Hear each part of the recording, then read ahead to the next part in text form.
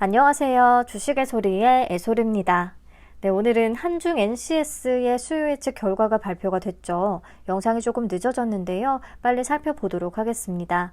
한중 NCS는 정말 오랜만에 코넥스에서 이전 상장을 하게 되는 종목이에요.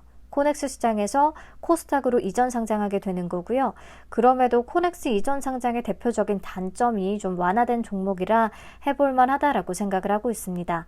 자, 우선은 일정을 다시 짚어드리도록 할게요. 지금 시어스 테크놀로지, 한중 NCS, 한국제십 4호 스펙, 미래에셋 비전 스펙 5호, 그리고 HMC IBJ 7호 스펙, KBJ 29호 스펙까지 이렇게 6개 종목이 겹쳐 있다라고 보시면 되겠습니다.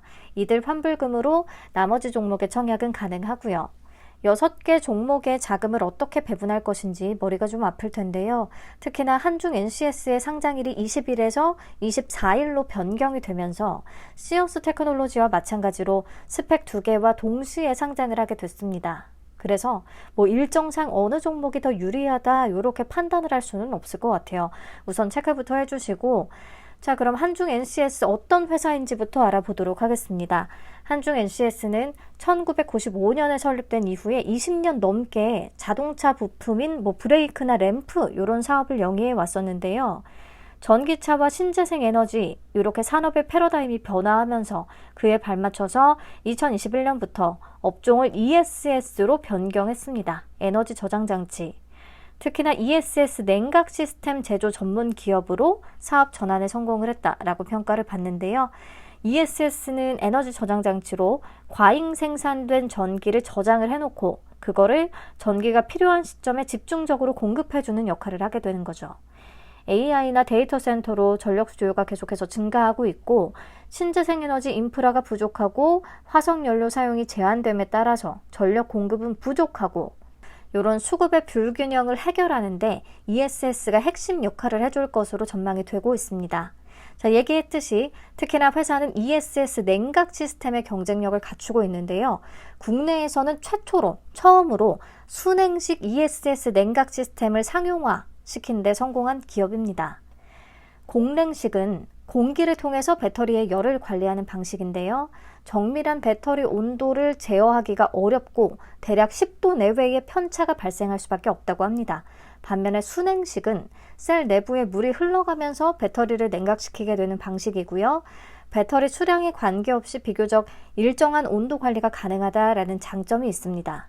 또한 운용할 때 필요한 전력 소모량은 40%, 그리고 설치 면적은 35% 정도를 더 줄일 수가 있어서 공간의 효율이 높고 또 소음이 적다라는 메리트 덕분에 업계의 주목을 굉장히 받고 있다고 하네요. 그리고 순행식이 공냉식에 비해서 진입 장벽도 훨씬 높다라고 해요. 그래서 현재 전 세계에서 순행식 ESS 시스템을 온전하게 양산할 수 있는 곳은 한중 NCS와 중국 CATL과 손잡은 MB쿨이라는 회사 정도밖에 없다고 합니다. 그만큼 이 분야에서 선도하는 기술 경쟁력을 갖추고 있다라는 생각은 들었어요. 이런 기술을 적용해서 보시는 바와 같이 ESS 냉각에 필요하고 있는 핵심 라인업들을 모두 갖추고 있다. 그런 회사다라는 거고요. 현재 매출 비중을 보시면 회사가 사업 전환에 성공했다는 것을 수치상으로도 확인을 해볼 수가 있습니다. ESS의 매출 비중은 21년 9.99%에서 24년 1분기 기준으로 42.62%까지 꾸준히 상승을 한 모습이고요. 반면에 자동차 부품 쪽의 비중은 21년 90.01%에서 24년 1분기 기준 57.38%까지 좀 떨어졌습니다. 특히나 내연기관 부품 쪽이 많이 감소를 한 거겠죠. 다만 현재 ESS 매출의 100%가 삼성 SDI로부터 나온다는 매출 편중의 위험이 존재하기는 합니다. 삼성 SDI로부터 개발을 의뢰를 받고 맞춤형 부품을 개발해서 판매하고 있는 거라 당분간은 삼성 SDI와의 거래가 계속될 수밖에 없을 것으로 생각이 돼요. 그래서 의존성이 굉장히 높긴 하지만 맞춤형 개발이기 때문에 고객사가 갑자기 이탈할 리스크는 크지는 않을 것 같고요. 다만 삼성 SDI와 구체적으로 판매 계약을 확보하고 있지는 않다고 해요. 그래서 앞으로는 좀 판매처의 확대와 안정성 관련한 보완한 전략이 좀 필요해 보이기는 합니다. 근데 삼성 SDI가 주요 고객사이기 때문에 발생할 수 있는 긍정적인 이슈라고 하면 하반기에 출시될 삼성 SDI의 차세대 ESS에 한중 NCS의 제품 탑재가 확정이 됐다고 해요. 이 제품은 기존보다 에너지 밀도를 30%가량 높인 5메가와트시 사양으로 출시될 예정이라고 합니다. 그래서 당장 하반기에 실적을 좀 퀀텀 점프 높일 수 있는 큰 원동력이 돼줄 수가 있을 것 같아요. 그리고 회사는 EV 배터리용 냉각 플레이트를 개발해서 더 큰 시장으로의 진출도 추진하고 있습니다. ESS 사업 부분에서의 순행식 냉각 시스템 기술과 그리고 자동차 부품 양산 노하우를 접목을 시켜서 전기차 배터리용 순행식 냉각 시스템 시장에 진출을 한다는 거죠. 이런 부분을 좀 기대해 봐야겠습니다.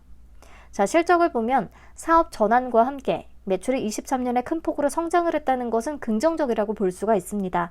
특히나 24년 1분기 기준으로는 영업이익 흑자 전환에 성공을 했어요. 그래서 이런 부분은 좀 좋게 보이고요. 하지만 적자가 지속되고 있는 상태라는 것은 아쉽습니다. 자, 사업을 전환했으니까 내연기관 사업부를 이관시키고 그리고 순행식 신제품의 양산 테스트를 계속 진행을 했을 거잖아요. 관련한 개발 비용이 계속 나갔기 때문에 22년과 23년 연속해서 큰 폭의 적자를 기록할 수밖에 없었다라고 회사 측은 설명을 합니다. 그리고 회사 측은 올해의 순이익 달성이 가능할 것으로 얘기를 하던데 1차적으로 영업이익은 흑자 전환에 성공을 했기 때문에 한번 기대해 볼 만할 것 같아요. 네, 아무튼 얘도 기술 특례 상장이고요. A와 BB 등급을 받았거든요. 코스닥의 기술 특례는 A와 BBB 이상이어야 가능하고 코넥스 이전 상장 같은 경우 한 개 기관으로부터 BB 등급 이상이면 가능합니다.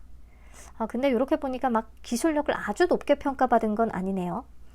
네, 아무튼 공모가를 산정할 때는 2차전지 부품 회사들, 아모그린텍, YM텍, 신성ST, 비교회사로 선정을 했고요. 평균 PER은 22.28배를 산출했습니다. 24년, 25년 추정순이익을 기반으로 주당 평가가액을 산출을 했고요. 할인율 42.64%에서 32.31%, 굉장히 후하게 할인율을 적용하긴 했는데 확정 공모가가 상단을 28% 정도 초과해버렸기 때문에 사실상 할인은 거의 없이 상장을 추진하게 됐다라는 거 확인을 하면 되겠습니다. 자, 그럼 수요 예측 결과 이어서 볼게요. 경쟁률은 725.94 대 1, 2078개의 기관이 참여했습니다. 라메디텍이나 시어스 테크놀로지에 비해서는 참여 건수가 작긴 하지만 코넥스 이전 상장임을 고려한다면 굉장히 높은 관심을 받은 게 맞고요. 특히나 공모 규모가 비슷했던 종목들 하고 수요 예측 참여 금액이나 평균 참여 금액을 비교해서 보면 일반 기업들보다도 기관의 참여도가 높았다라는 것을 확인해 볼 수가 있습니다. 공모 규모가 더 컸던 JMNS와 수요 예측 참여 금액이나 평균 참여 금액의 차이가 거의 없거든요. 네, 그래서 경쟁률은 충분히 높다라고 보시면 되겠고요. 넘어가서 신청가격 분포표 보겠습니다. 공모가 밴드는 2만원에서 23,500원을 제시했는데요. 참여 기관의 대부분이 상단 이상을 적어냈습니다. 2개 기관을 제외하고.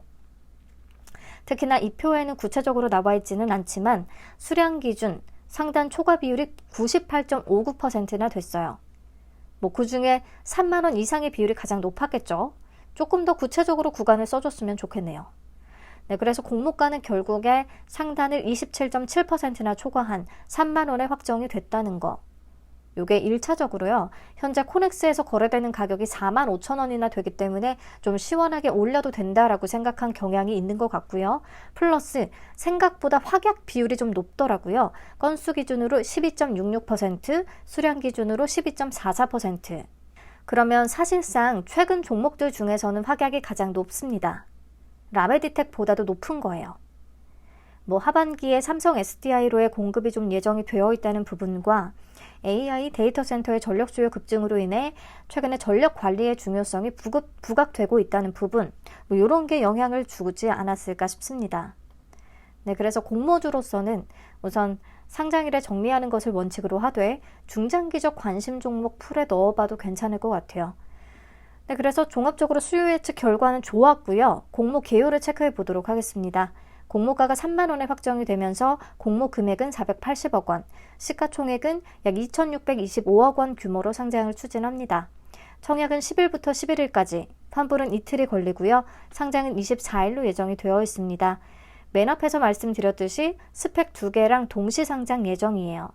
IBK 투자증권의 단독 주관이고요. 최소 청약 수량은 10주입니다. 신주모주 100%로 진행되고 우리사주 조합에는 4.75%를 배정했어요. 이게 원래는 10%를 배정을 했었거든요. 근데 수요 예측이 끝나고서 수정을 된 거 보니까 직원들 중에서 우리 사주를 포기하겠다고 한 직원들이 꽤 있었나 봐요. 아무튼 그래서 배정 수량을 줄였고 1인당 평균 배정 금액은 약 1,000만 원 정도가 됩니다. 네, 요거는 수요 조사하고 바뀐 내용인 것 같아서 다 소화가 될 수밖에 없을 것 같아요. 자, 상장일에 바로 유통 가능한 물량 확인하시죠. 주식 총수의 29.22%에 해당하는 수준입니다. 코넥스 이전 상장의 대표적인 단점, 유통 물량이 어마어마하게 많다는 그 단점이 보이지 않습니다. 그냥 일반 종목들하고 비교를 해서 보더라도 유통 물량이 많지 않은 수준이에요. 더군다나 기존 주주의 비율도 11.81%로 그다지 많지 않습니다.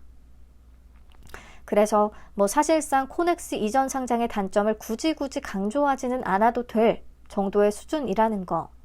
다만 상단을 크게 초과하면서 유통 가능 금액이 약 767억 원, 700억 원을 넘어서게 됐다는 건 좀 아쉽습니다. 가볍진 않아요.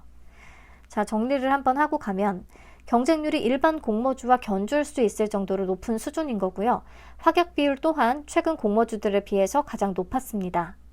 코넥스 이전 상장임을 감안하지 않더라도 유통 가능 물량은 무난한 수준이었고요.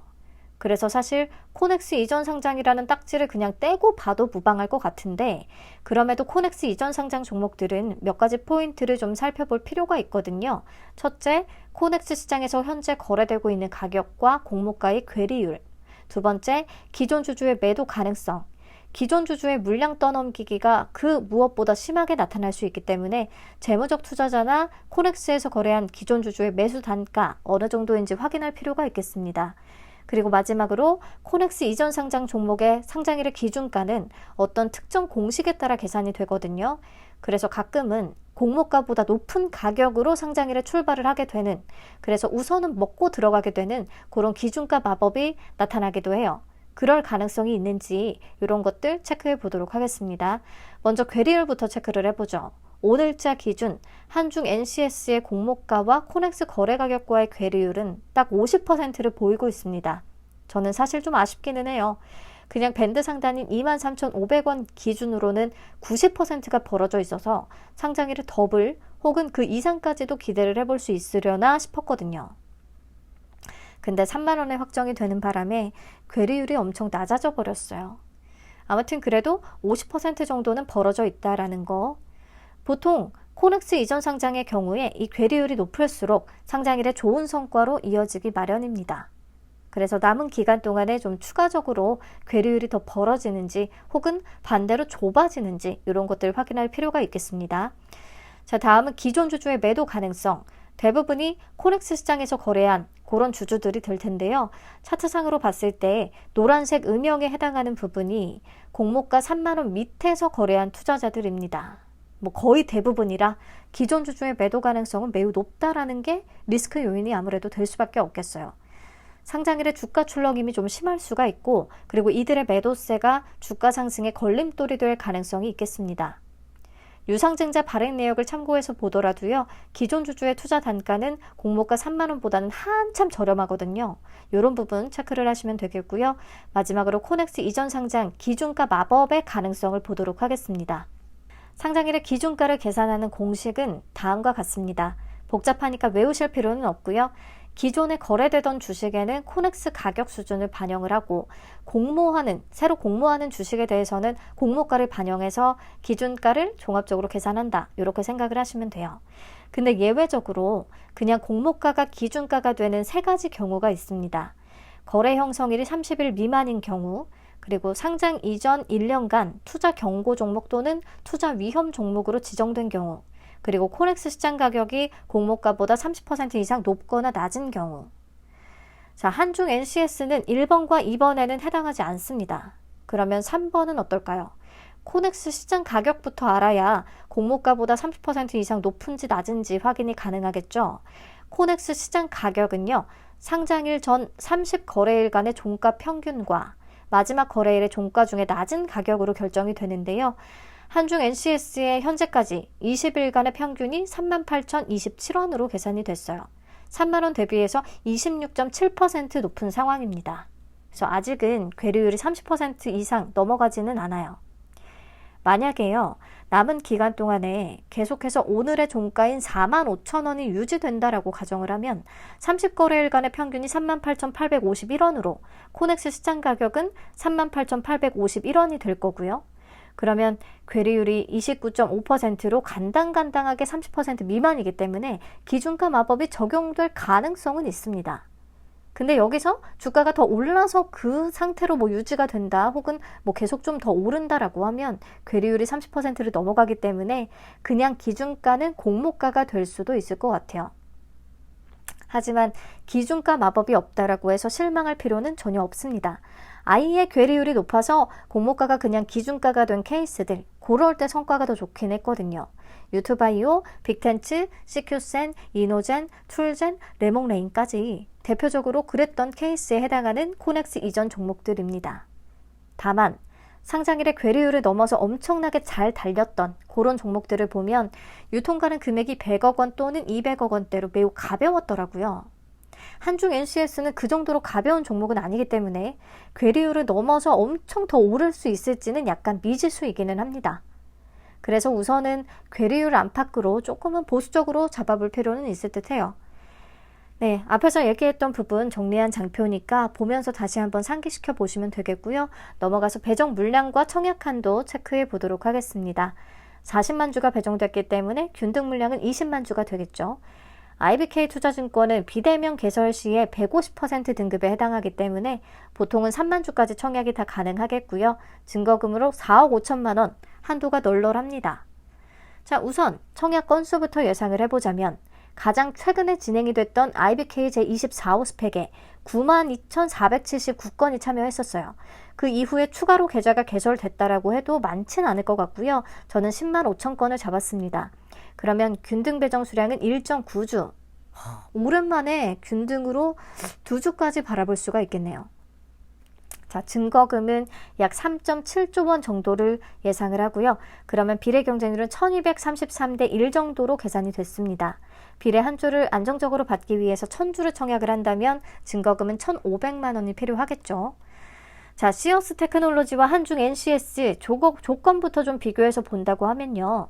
한중 NCS도 세 종목 동시 상장 일정이 되어버렸기 때문에 사실 확약이 좀 높다라는 거 말고는 CS 테크놀로지에 비해서 엄청나게 좋은 조건까지는 아닙니다. 괴리율 측면에서 또 현재로서는 시어스 테크놀로지가 장외 시세와 괴리율이 조금 더 높은데요. 남은 기간 동안은 좀 더 지켜볼 필요는 있겠고요. 근데 정말 핵심, 기대 수익금을 비교를 하면 제 예상 경쟁률 기준으로는 한중 NCS가 압도적으로 유리합니다. 비슷한 금액으로 청약을 한다고 가정했을 때 시어스 테크놀로지의 배정 금액은 34,000원, 한중 NCS는 12만 원이 되거든요. 여기에는 균등 2주를 받을 수 있다는 게 굉장히 큰 힘을 실어준 거겠죠.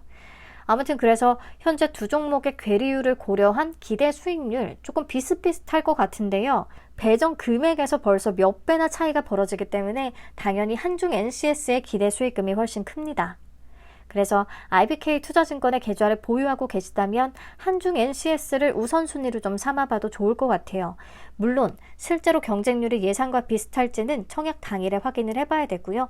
예상보다 시어스 테크놀로지의 경쟁률이 더 낮고 한중 NCS는 더 높고 이럴 수도 있으니까 확인을 해봐야 되고요. 남은 기간 동안에 괴리율이 또 잘 유지되는지 이 부분 더 높아지는지 이런 것도 체크를 할 필요가 있겠습니다. 우선 오늘은 요 정도 보시고요. 청약 기간에 추가적으로 코멘트 드리도록 할게요. 오늘도 긴 영상 시청해 주셔서 감사합니다. 푹 주무시고 주말 잘 보내시고요. 다음 주에 다시 만나요. 안녕.